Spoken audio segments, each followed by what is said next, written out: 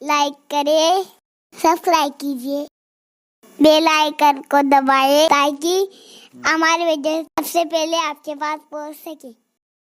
میرے امام اپنی قوم کو مخاطب کرتے ہوئے فرماتے ہیں، دن لہو میں کھونا تجھے، شب صبح تک سونا تجھے، دن لہو میں کھونا تجھے، شب صبح تک سونا تجھے، شرم نبی خوف خدا یہ بھی نہیں وہ بھی نہیں، رزق خدا کھایا کیا فرمان حق تعالیٰ کیا، رزق خدا کھایا کیا فرمان حق تعالیٰ کیا، شکر کرم ترس سزا یہ بھی نہیں وہ بھی نہیں، اور ڈر تھا کہ عصیاں کی سزا اب ہوگی یا روز جزا، ڈر تھا کہ عصیاں کی سزا اب ہوگی یا روز جزا، دی ان کی رحمت نے صدا یہ بھی نہیں وہ بھی نہیں۔ جس آیہ کریمہ کی تلاوت کی گئی ہے، آج مسلم امہ پوری دنیا کے اندر اور پوری کائنات کے اندر جن حالات سے دوچار ہے وہ سب ہماری نگاہوں کے سامنے ہے۔ پوری دنیا کے اندر مسلم امہ کا حال یہ ہے کہ کہیں پر بھی مسلمان بے خوفی کی حالت میں اپنی زندگی نہیں گزار رہا ہے۔ دنیا کا کوئی خطہ ایسا نہیں، زمین کا کوئی ٹکڑا ایسا نہیں، زمین کا کوئی علاقہ ایسا نہیں جہاں پر مسلمان بے خوف ہو، پرسکون و مکمل طور پر، مطمئن و مکمل طور پر۔ کسی جگہ پر مسلم امہ کے لیے روزی روٹی کا مسئلہ ہے، اس نے ان کو بے چین کر رکھا ہے۔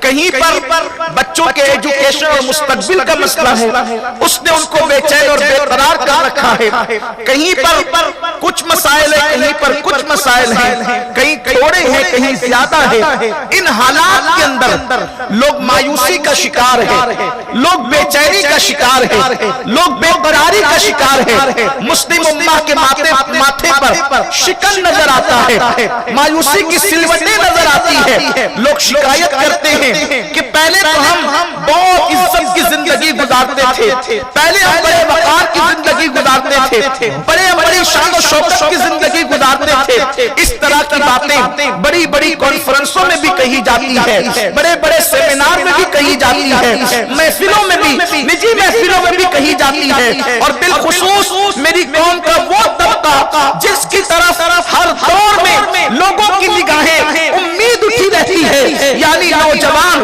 وہ ہمیشہ سوچتا رہتا ہے کبھی ہمارا حال یہ تھا، ہم بادشاہ تھے، ہم تاجدار تھے، ہم داتا تھے، ہم دینے والے تھے، ہم عطا کرنے والے تھے۔ جب ہم نکل جاتے تھے تو لوگ ہماری راستے کے اندر، ہماری راہوں میں اپنی پلکوں کو بچھا دیا کرتے تھے، اور آج جب ہم نکلتے ہیں تو لوگ ہمیں گھور گھور کر دیکھتے ہیں، لوگ ہمیں زلزل کی وادیوں میں اتار دینا چاہتے ہیں، لوگ ہمیں زمین سے جو محروم کر دینا چاہتے ہیں، لوگ ہمیں عزت کے مقام سے اتار کر ذلت کے دلدل میں گرا دینا چاہتے ہیں۔ اس طرح کے مسائل ہیں جس پر بار بار رونا رویا جاتا ہے۔ لیکن ایک بات میں آپ سے کہنا چاہوں گا، اگر ایک انسان صرف یہ کہے کہ میں بیمار ہوں، میں بیمار ہوں، میں بیمار ہوں، میں بیمار ہوں، تو بتاؤ بیماری کا رونا رونے سے کیا اس کا علاج ہو جائے گا؟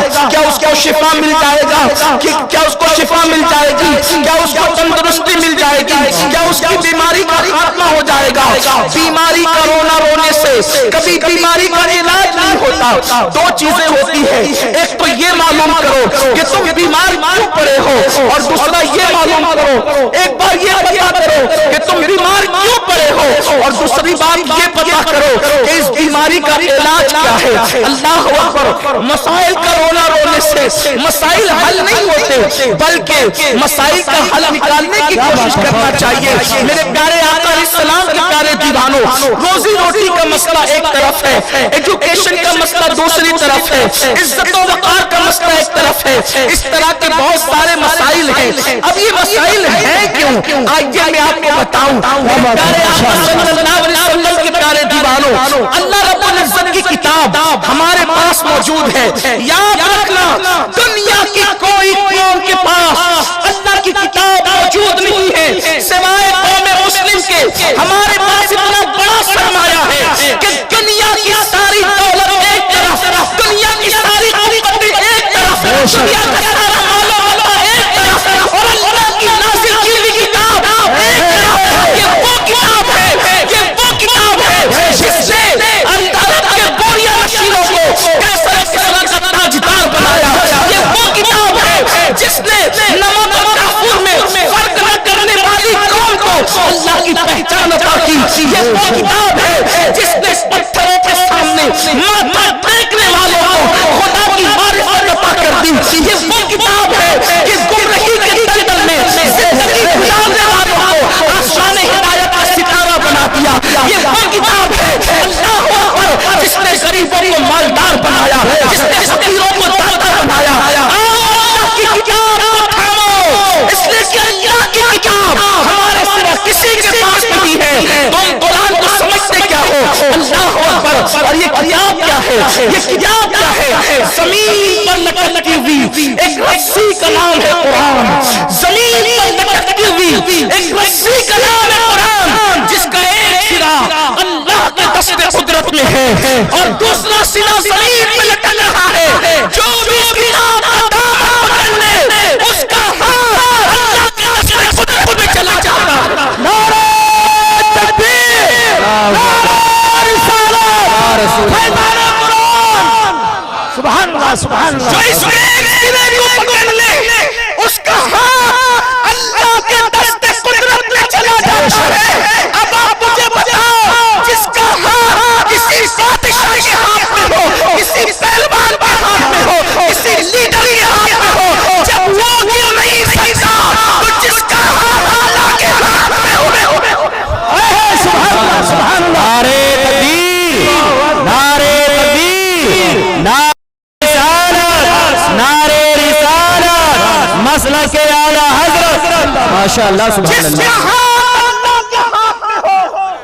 وہ کس طریقے سے گر سکتا ہے, اسے کیسے گرا سکتا ہے. لیکن بڑی معذرت کے ساتھ میں مسلمانوں سے کہنا چاہتا ہوں, لیڈروں کے ہاتھ میں ہاتھ دینے کے لیے تو تم دھکے کھاتے ہو, ایم ایل اے اور ایم پی کے ہاتھوں میں ہاتھ دینے کے لیے تو تم اس کے گھر کے چکر لگاتے ہو. اللہ کے ہاتھ میں ہاتھ دینے کے لیے کیا کوشش کی, کیا محنت کی.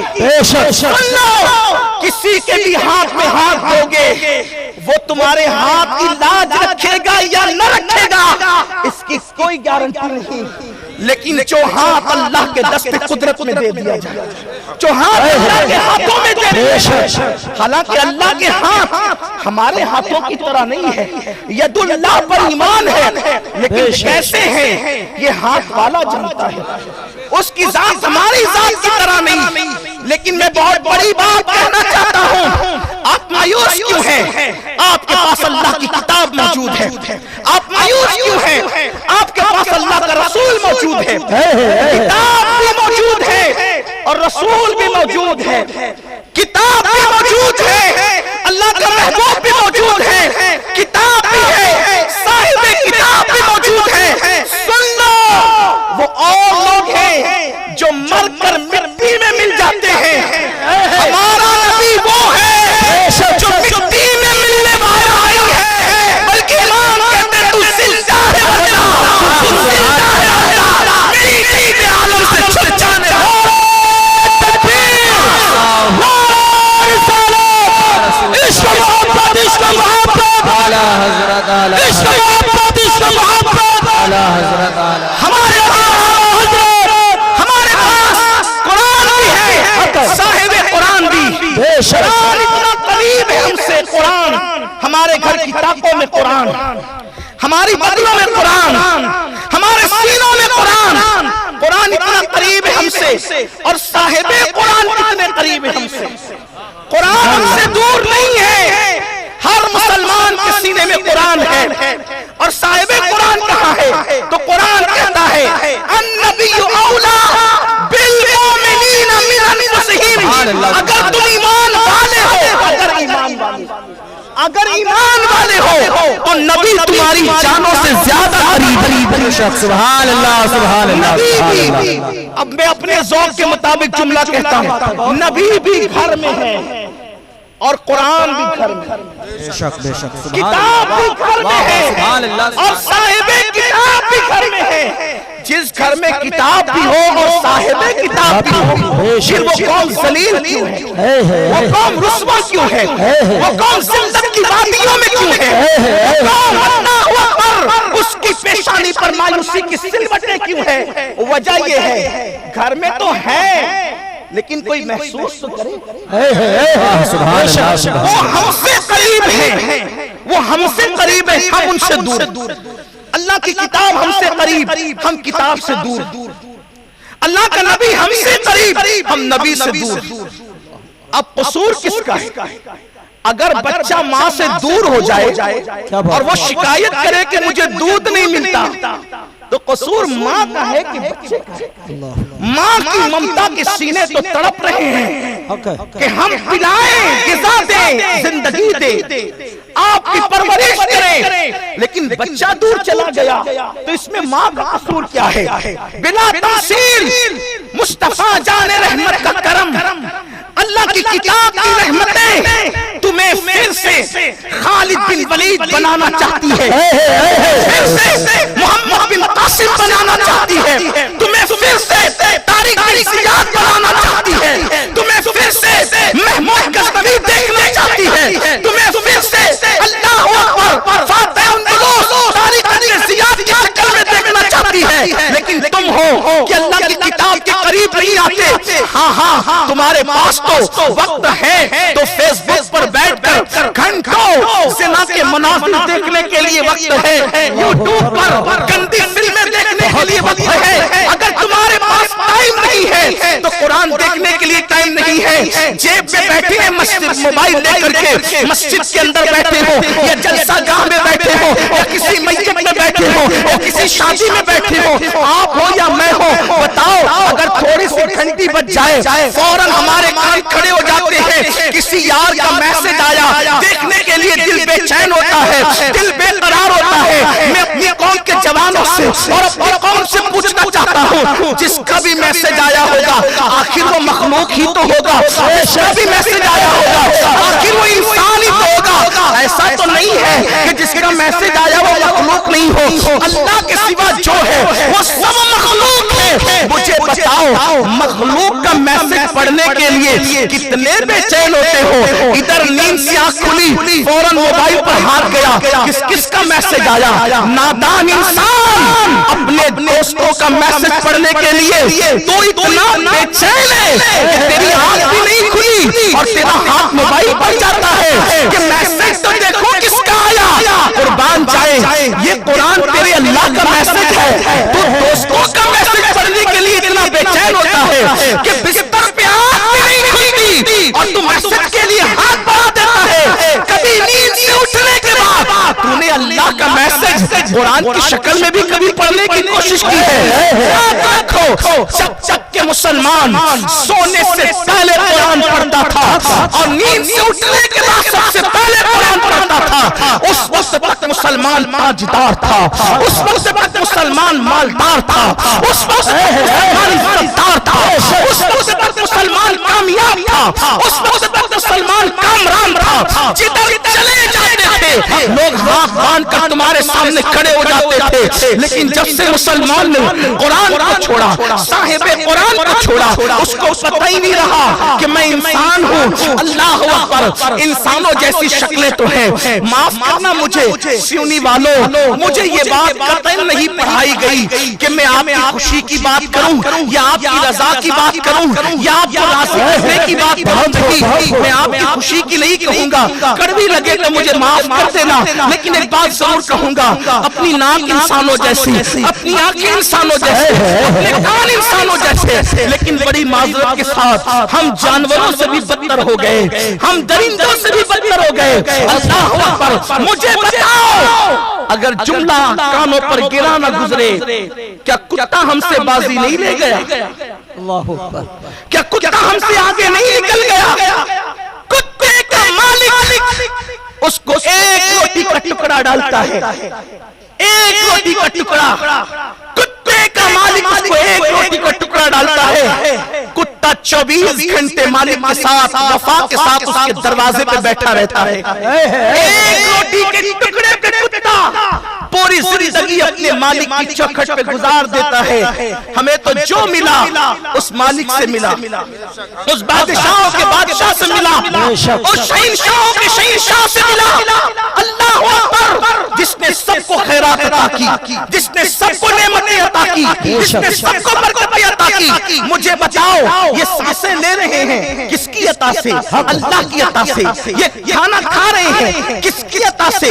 اللہ کی عطا سے۔ یہ پانی پی رہے ہیں کس کی عطا سے؟ اللہ کی عطا سے۔ بچے ہوئے ہیں اللہ کی عطا سے۔ پیار کرنے والے ماں باپ ملے ہیں اللہ کی عطا سے۔ ابھی سوچا ماں ممتا کیوں رکھتی ہے دل میں؟ اگر اللہ ماں کے دل میں پیار پیدا نہ کرتا تو ہماری ماں ہمیں کبھی پیار نہ کرتی، ہمیں کبھی دودھ نہ پلاتی، ہماری کبھی پرورش نہ کرتی۔ بولو دنیا میں ایسی مائیں ہیں کہ نہیں ہے کہ بچہ پیدا ہونے کے بعد کچرے کی کنڈی پر پھینک کر کے بھاگ گئی؟ بتاؤ ایسی مائیں دنیا میں ہے کہ نہیں ہے؟ بولو اگر ہماری ماں بھی ہمارے ساتھ یہ سلوک کرتی، اس عزت کے ساتھ ہم زندگی گزارتے۔ اور یاد رکھنا، اگر یہ تصور کرتے ہو کہ میرے مال کی وجہ سے میں کھاتا ہوں، میرے کمانے کی وجہ سے میں کھاتا ہوں، اللہ نہیں کھلاتا، اگر یہ تصور رکھتے ہو تو کبھی دسترخوان پہ بیٹھ کر سوچنا کہ کھانا تو دسترخوان پہ خود کا کمایا ہوتا ہے، لیکن مٹھائی کسی کے سامنے پیش کرو، لوگ کھاؤ، خود کی کمائی، خود کی دولت، خود کا دسترخوان، خود کا گھر، مٹھائی نہیں کھا رہے جناب۔ کیوں؟ آپ کہتے ہیں شوگر ہو گئی، شوگر ہو گئی بہانہ ہے، اللہ نہیں چاہتا کہ تو کھائے۔ دسترخوان تیرا ہے لیکن نہیں چاہتا کہ تو کھائے۔ واللہ یہ میرے اللہ کی شان ہے، اگر کوئی بندہ کھا بھی لے کوئی غذا اور اللہ نہ چاہے الٹی ہو جاتی، ہضم نہیں ہوتا، بلکہ ایسی بدہضمی ہوتی کہ انسان خود کوشش کرتا ہے کہ نکل جائے۔ اس لیے یاد رکھنا، کھلاتا اللہ ہے، پلاتا اللہ ہے، جلاتا اللہ ہے، اس کی نعمت کی کبھی قدر نہیں کی۔ دیکھو جب سے پیدا ہوئے تب سے اللہ کی آکسیجن لے رہے ہیں۔ توجہ کرنا، میں آپ سے توجہ کا طالب اور کسی اور چیز کا طالب نہیں۔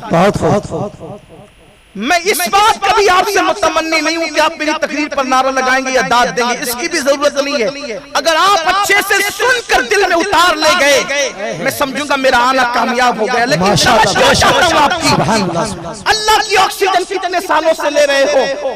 کوئی 35 سال کا ہو گیا، کوئی 60 سال کا ہو گیا، کوئی 70 سال کا ہو گیا، کوئی 20-22 سال کا ہو گیا۔ کبھی اللہ کی طرف سے گھر پہ بل آیا کہ اتنی آکسیجن تو نے میری لی ہے، اس کے بدلے میں یہ ادا کر؟ ڈاکٹر نے صرف 6 گھنٹے آکسیجن میں رکھا، اتنا بڑا بل بناتا ہے کہ آدمی کہتا ہے اتنا بل ہو گیا، کہاں آکسیجن میں رکھا تھا نا، آکسیجن دی۔ ڈاکٹر نے اپنے پاس کی آکسیجن دی تو اس بل کو دیکھ کر آنکھیں پھٹ گئی۔ اللہ تعالیٰ تو تیرے پیدا ہونے کے بعد سے لے کر مرنے تک تجھے فری میں آکسیجن دے رہا ہے، اور اللہ کی آکسیجن کی طرح ڈاکٹر کی آکسیجن نہیں ہو سکتی، لیکن اللہ نے کچھ مانگا۔ یہ صرف ایک آکسیجن کی بات کر رہا ہوں، پھر ناک تو اس نے دی ہے، سبحان اللہ، ناک اس نے دی، دیکھنے کے لیے آنکھ اس نے دی، سننے کے لیے کان اس نے دیے، چکھنے کے لیے زبان اس نے دی۔ اس بندے کی سے جا کر کے آنکھ کی اہمیت پوچھو، رات کے 3 بجے تک زنا کے مناظر دیکھنے والوں اپنی آنکھوں سے اس بندے کی سے جا کر کے آنکھ کی اہمیت پوچھو جس کو اللہ نے نابینا پیدا کیا، جس کو اللہ نے اندھا پیدا کیا۔ اللہ کی نعمتوں کو مس یوز کرنا چھوڑ دو، اللہ کی نعمتوں کا غلط استعمال کرنا چھوڑ دو۔ کیا بات ہے؟ اللہ کی دی ہوئی نعمت سے اللہ کے ساتھ بغاوت، اس کے دل سے جا کے پوچھو کانوں کی اہمیت کیا ہے جو سن نہیں سکتا۔ بے شک، جب کسی محفل کے اندر لوگ کہے لگاتے ہیں تو جو بیچارہ سن نہیں سکتا وہ حیرت سے لوگوں کا چہرہ دیکھ کر کہتے کاش میرے پاس بھی کان ہوتے تو میں بھی سن کر کے باتوں کو لطف اندوز بہت خوب. اس کے منہ سے جا کر کے پوچھو زبان کی اہمیت، بولنے کی آواز کی اہمیت، جس کو قدرت نے گونگا پیدا کیا، اللہ نے آنکھیں دی، کان دیے، زبان دیے، سب کچھ دیا، اسی اللہ کے ساتھ بغاوت کر رہے ہو، اس کے غضب کو چیلنج کر رہے ہو. کمنٹ شیئر ضرور کریے.